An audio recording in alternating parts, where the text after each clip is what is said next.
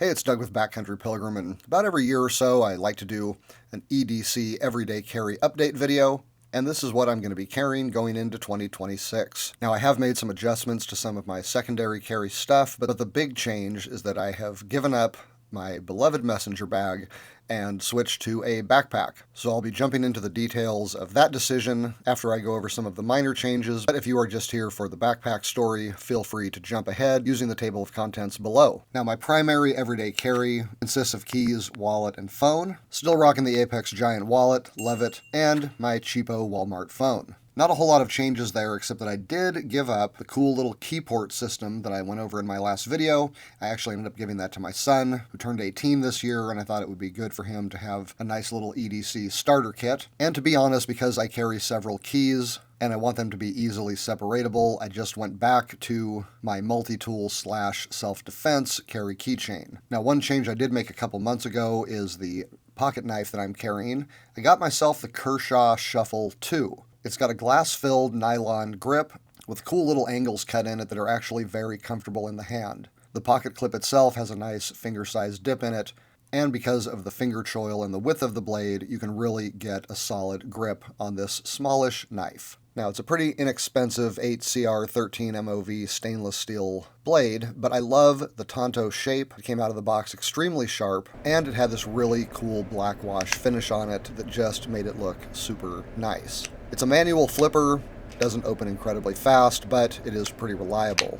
Last but not least, it's got an ambidextrous bottle opener with a screwdriver / glass breaker. And although this wasn't an issue for me, it is an ambidextrous design with a reversible pocket clip and dual thumb studs positioned on both sides of the blade. I've also been carrying more flashlights from Woobin. Now, I've done reviews on a couple of these lights so far. The new model for this year is the X4. This thing's got some really fun features. As far as the light goes, it's a dual beam, full spectrum twin LED with up to 1500 lumen output. It also has a cool side light controlled by a wheel that rotates through 7 adjustable colors. Now, they say this can be used as a striking indicator or a beacon, but I mostly just like it because it's fun. It's kind of a fidget spinner for adults. This thing is pretty compact and rugged, waterproof, and has the magnetized mounting so that you can just snap it onto anything magnetically metal, and some tactical features like a tail switch and a sliding rail system for a variety of control options. Now, I don't usually consider clothing to be part of an everyday carry setup, but I did do a massive upgrade to my belt game this year by replacing my ultralight hiker webbing belts with the core tactical gun belt. Now, you don't need to carry a gun to appreciate this belt. What makes it a gun belt is that it's 1.5 inches wide and it can support up to 10 pounds. This is a very stiff, tough, yet comfortable belt. Part of what makes it so comfortable is that it has a micro ratcheting buckle that allows you to resize the belt every time you put it on. If you use standard belts that just have a hole punched every inch or so, the trouble is when you change up your gear, which you might be carrying on the belt, or even if you just gain or lose a few pounds, it's often difficult to find the sweet spot. Because you've got this micro adjusting ratchet, the belt's going to fit exactly the way you want to every time, and it releases quickly and easily with a little lever that frees up the ratchet and the belt just slides right out. Now, another thing I like about these core tactical belts is that they are customizable to your size, and they not only have different belts, but they also have different buckles. I chose the X6. It's a nice looking buckle. I can wear this when I'm a bit dressed up, and it also looks just fine outdoors. Now, I really do appreciate Core sending me this belt to check out. When they sent it to me, they not only gave me the belt and the buckle, but they also gave me a tip keeper, which is just a heavy-duty elasticized band that you wrap around the belt, and that keeps the tip from sticking out and waving around when you wear the belt. It keeps everything nice and clean looking. They also sent me something I've never seen before, but has actually become one of my favorite storage accessories. It's a belt hanger. This hangs on a hang bar just like normal hangers, but it has the same kind of configuration on it that the belt buckle has. And so you simply slide the belt onto the belt hanger, and when you want to remove it, you press the lever that releases it, and it slides right off. This belt was $30, the buckle was $30, and it's $4.50 to get the hanger and the tip keeper. Now, when it comes to everyday carry, The storage system is very important. It's going to really determine what kinds of things you can carry, the sizes of things you can carry, and how comfortable it's going to be bringing it around to different situations. Now, for decades, I have used a messenger bag style carry system. I then moved on to a 511 tactical messenger bag, and then got an even bigger one from First Tactical. What I started to notice, though, is that I was starting to leave these bags at home all the time because when I finally got all the gear in them that I wanted to have with me, the bag was extremely heavy. I think I was pushing 20 pounds, and for a one-sided carry, that is just unhealthy, uncomfortable, and I was really tired of it sort of flinging around to the front and practically throwing me down if I had to lean over to get something. So I switched to a smaller form factor Timbuktu messenger bag, and I really did like that. I think that was the last EDC video that I did.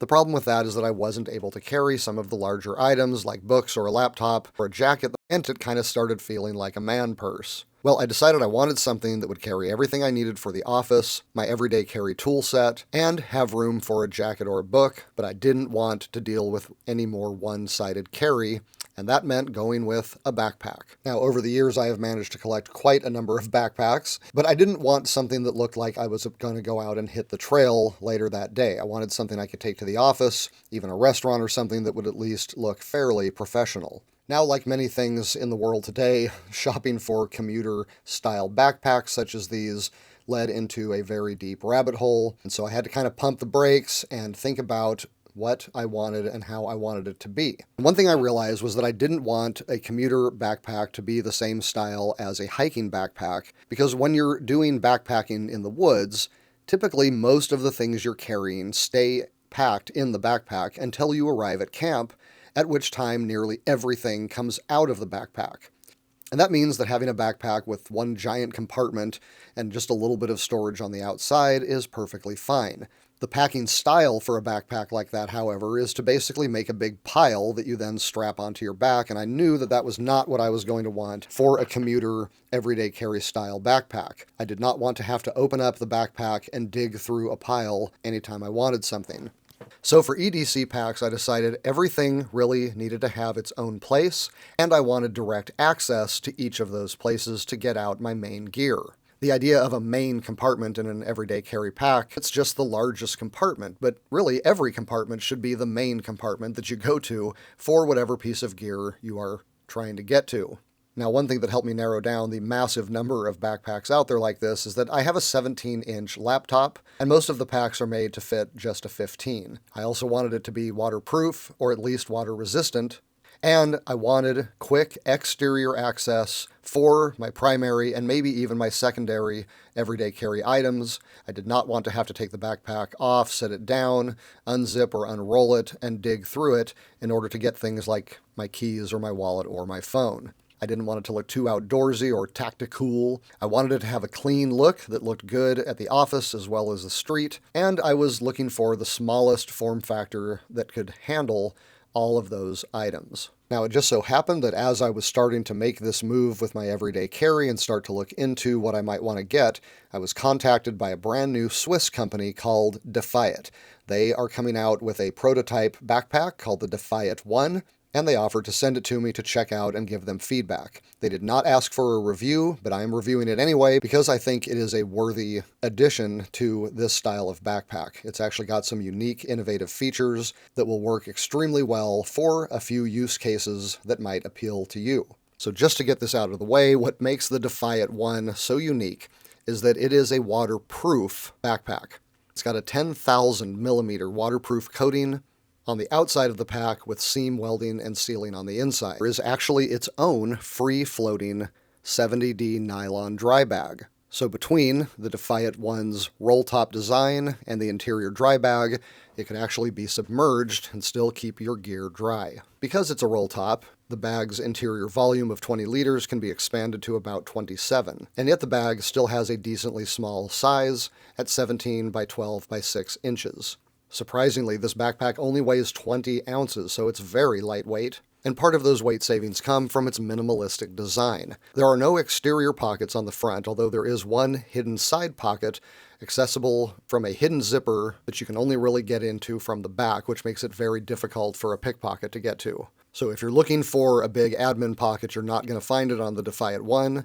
On the inside of the dry bag, you have about a fanny pack size zipper pocket, and underneath it, 2 half pockets with gravity flaps. Between the pockets and the sleeve, there's good storage for a laptop and its accessories. You do have 2 large bottle holders on the outside, able to carry up to a 1-liter Nalgene bottle. Now, the pack was very comfortable, even though it's got pretty minimal padding. The one thing that I do think is missing from the Defiant 1 that would make it much better is a sternum strap. I mentioned this to the company, and they said they were considering putting one on there, and I said that I thought it would make it quite a bit better. Now, I liked everything from the size to the looks of the Defiant 1. However, it was not going to work for me for my everyday carry for a couple of reasons. Number one, the laptop sleeve on the interior of the dry bag would only hold up to a 15-inch laptop, and like I said, I've got a 17. Now, I might have been able to cram it in there, but the bigger issue for me was that it seemed like Defiant was trying to marry an ultralight form factor with a commuter-looking backpack, and that meant that everything inside was just going to be sitting right on top of each other. I realized that the pack would really be good if you had a lot of large but light gear that needed to stay dry, and then it hit me that this would have been a perfect backpack to carry around when I was riding my bike to work. If you wanted to carry a rain suit, set of work clothes to change into, and a place to keep your helmet and your lunch, this would be an absolutely wonderful backpack because you could trust that all of that gear would stay dry even in a downpour,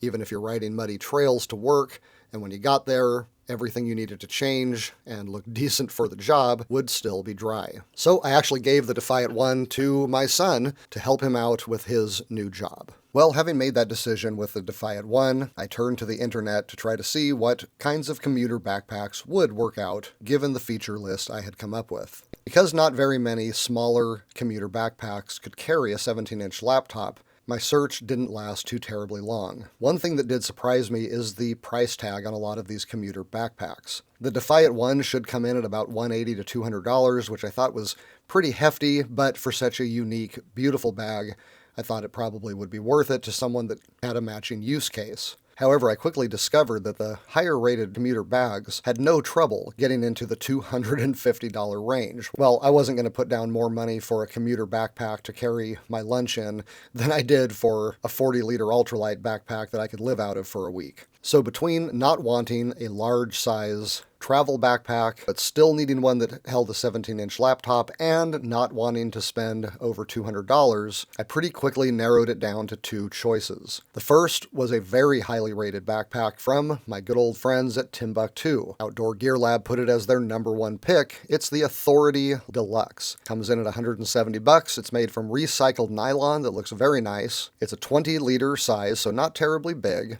and it achieves that volume with a 19 by 11.5 by 5.3 inch pack. It weighs a little over 38 ounces, so nearly twice what the Defiant 1 was coming in at. But the weight wasn't a huge factor for me at this point. Now, the pack is not waterproof, however, it does have a water-resistant bottom on the pack so that if you set it down on a wet sidewalk or a floor, you don't have anything to worry about. Now, very unlike the Defiant 1, the Timbuk2 Authority Deluxe has not 1 but 3 separate compartments and numerous internal pockets. Each of the 3 compartments had its own separate external access zipper. The first compartment was a gusseted horseshoe opening admin compartment with some various size neoprene kind of feeling pockets, 2 very small pen holders which I could barely get to work, and 1 big mesh pocket. Compartment 2 was the largest of the 3. It's kind of where you would probably put some of your stuff. It also had a tablet sleeve. And then the third compartment was for a laptop only. Externally, there was 1 bottle carrier that would only fit a smart water bottle. The exterior pockets were pretty much exactly what I wanted. There was 1 small top zippered pocket, perfect for my primary keys, wallet, phone, and then it had a medium pocket, 8 by 7 by 4, with a key lanyard in it. This would be plenty for my exterior storage. The pack was very comfortable with medium padding. It does have a sternum strap that's removable if you don't want to use it. It's a decent looking pack with a light gray interior so that you could see pretty well on the inside. Now, the Timbuk2 Authority Deluxe was running about $170, so it was kind of right up there with the Defiant 1. However, it is just a completely different form factor, and so I decided to get it, pack it up, and see what I thought. Now, the problem that ultimately led me to not choose the Authority Deluxe from Timbuk2 was that the compartments are so close together and share so much space that using one of them severely limits the ability to use one of the others. Now, the laptop compartment is very, very flat, heavily padded. Having a laptop in there or not doesn't make a huge difference. But if you put anything in the middle compartment, it presses into the admin compartment quite a bit, and because you do not have a full zip on the admin compartment, when you peel it down, you can effectively lose the use of all of the pockets except for the zippered mesh pocket. Now, if this compartment zipped all the way to the bottom of the pack, this problem would largely disappear. Now, given that these extra compartments were pretty much the main thing that drew me to the Timbuk2 Authority Deluxe, the fact that it was very difficult to use both of them at the same time was a bit disappointing. Further, I really did not like the Authority Deluxe's bottle holding system. For one thing, by only having one of these, the pack looks a little off balance. And even if the unbalanced aesthetics didn't bother me that much, I could definitely see a situation where I would want a water bottle on one side and maybe my coffee on the other, or if it is winter, I might want a small ultralight umbrella in one and a mug in the other. Either way, I wasn't going to be carrying them like that in the Timbuk2 Authority Deluxe. Further, the compartment is so small that if I was to use something like a Nalgene bottle or a larger Hydro Flask, I wouldn't be able to carry it in that pocket. The final factor with this pack that led me to choose another one was its looks. Now, don't get me wrong, it is a nice looking pack, but it sort of looks like a book bag, just something you could get from JanSport in a college bookstore. I did want something that looked a little more professional, and while I definitely could have lived with the looks of the Timbuk2, the features to be to my liking, and the $170 price tag for that was a little hard to deal with. So even though the Timbuk2 Authority Deluxe was very comfortable, had multiple compartments, and checked off many of the features that I wanted, I decided that I would probably become frustrated with the lack of space, the inability to expand that space if I needed it, and I did want to avoid the book bag look. I wanted something that looked a little more grown up, I guess. Well, that led me to look at a brand that I was very impressed with when I went to get a sling bag, and that is Tomtoc. So I opened up their website, and simply by applying the 17-inch laptop filter, I landed on a single backpack, the Navigator T61 Rolltop. To be honest, one of the first things that impressed me about the backpack was the price. It came in at only $81, so I was already looking at less than half the price of the other two bags I'd already been considering. Tomtoc Navigator ended up being an interesting bag in several respects. One of the first of which is that although it is a roll top, which allows you to expand its 25-liter body into a 30-liter, it also includes a zippered opening at the top so that you can actually use the bag when it's unrolled. Further, just behind the roll top is another access zipper that makes gaining access to your laptop very easy, but also lets you get into the entirety of the main compartment.